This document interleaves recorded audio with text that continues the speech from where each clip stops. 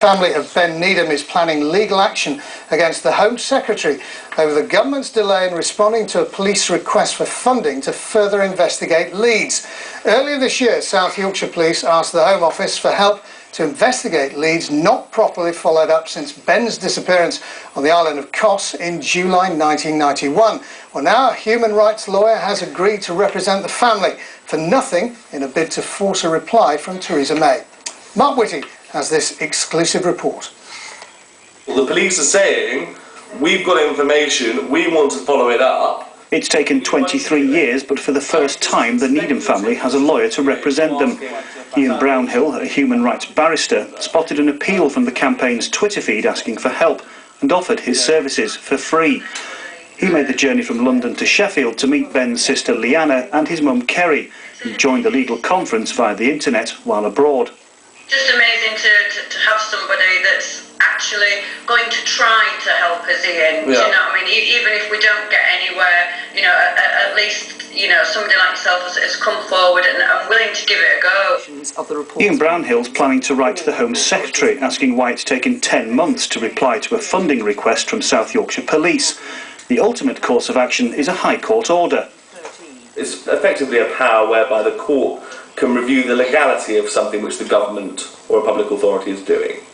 And we would effectively go along to the High Court and say it's not fair, it's not legal that the Needham family, and indeed Ben Needham himself, are waiting for an answer on this funding. Kerry is well aware of the parallels drawn with the case of Madeleine McCann, who disappeared from Portugal in 2007. David Cameron's personal intervention created a Met Office team to investigate her case, which it's reported has cost up to £10 million.